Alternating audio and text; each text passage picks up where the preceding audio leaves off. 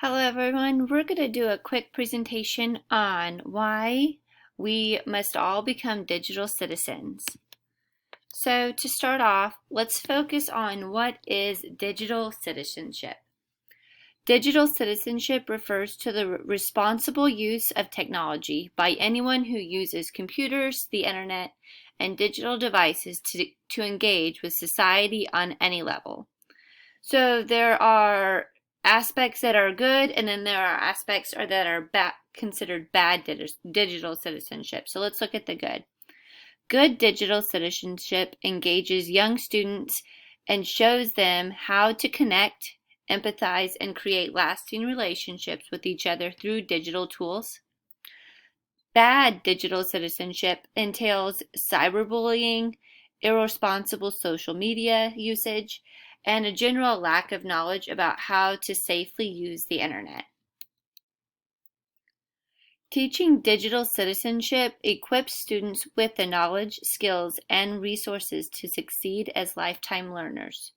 This also helps them learn to engage within a digital environment with responsibility and confidence to develop as leaders who will leave meaningful impacts in the lives of others.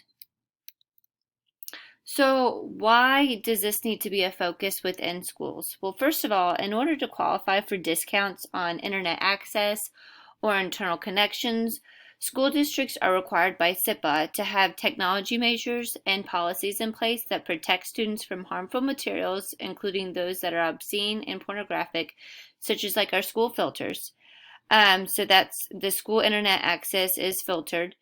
Also, websites containing harmful content from inappropriate sites are attempted to be blocked.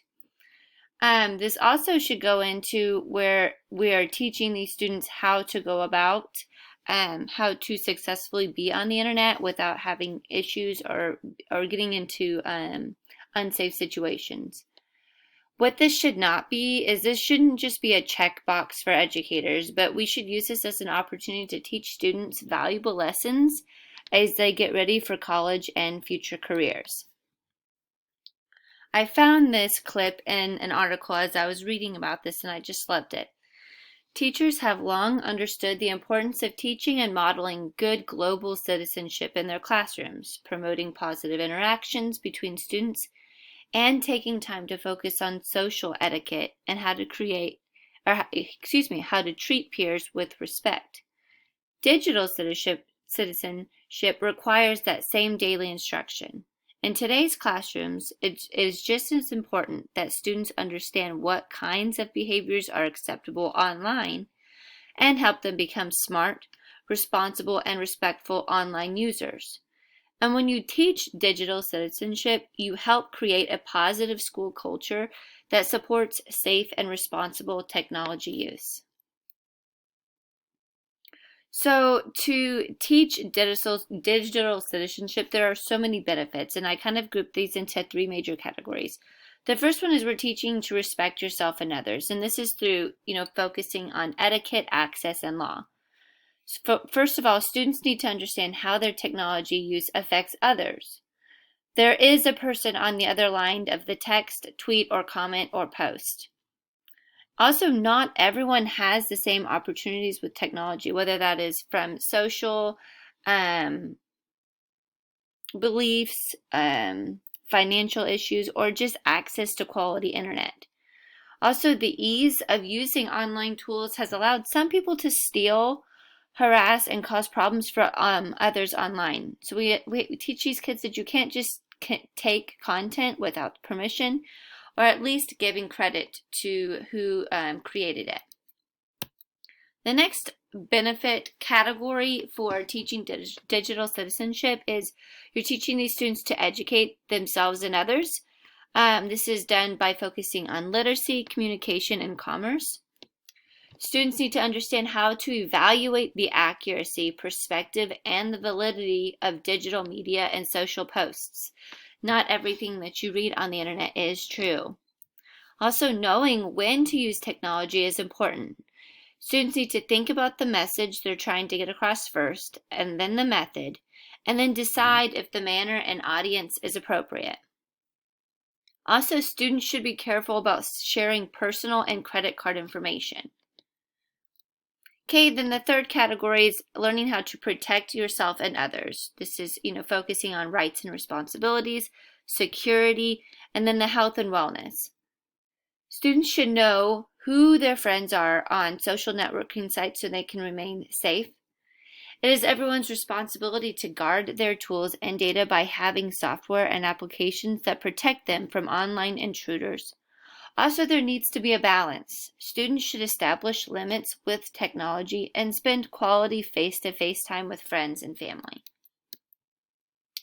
So, how do we teach digital citizenship? There are 7 key concepts when it comes to this. Those include empathy, how the internet works, understanding user data, practicing digital literacy, acknowledging the digital divide, practicing digital wellness, and securing digital devices.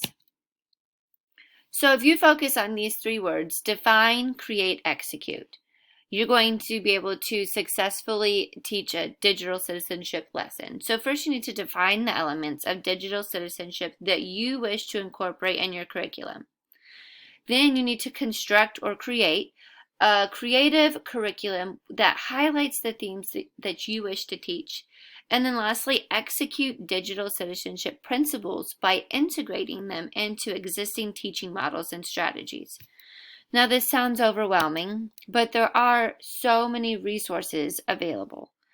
Over here on the right side, you'll see some resources available where you can go and find whole curriculums free that some have 80 lessons, some have over 400 lessons. All of those are curriculums that focus on digital citizenship, also providing all of the materials needed. So digital citizenship must be taught with intent on an ongoing and consistent basis to be done successfully, and that can be done by using any of these resources. So as you're looking through these resources, you might be asking, what is it specifically that I'm looking for? Well, according to the Los Angeles County Office of Education, a digital citizenship curriculum should include 6 main themes: media balance and well-being, privacy and security, digital footprint and identity, relationship and communication, cyberbullying, digital drama and hate speech, and news and media literacy.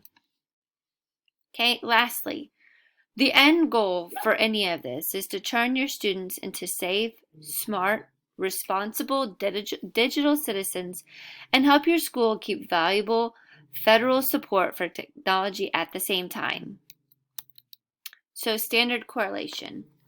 This assignment ties to component 2.1 in regards to the digital citizenship aspect. Throughout this assignment, I was asked to reflect on the material provided and communicate about the importance of digital citizenship to helping support the educational success and well-being for each student and adult. Relevant. Currently, the influence the digital world has on learning could not be any higher. With the current state of our nation, we are relying on students to continue their education almost entirely digitally. If we don't teach them how to do this successfully and responsibly, how can we expect our students to continue to grow? Reflection. While reading through the resources provided, I found myself questioning how we're teaching digital citizenship at my school. I questioned whether we are meeting SIPA requirements. In the future, I plan to look further into this and suggest possible curriculums to help teachers teach this content with ease. And lastly, here are a list of references that I used throughout this presentation. Feel free to go to any of these websites for additional information. Thank you.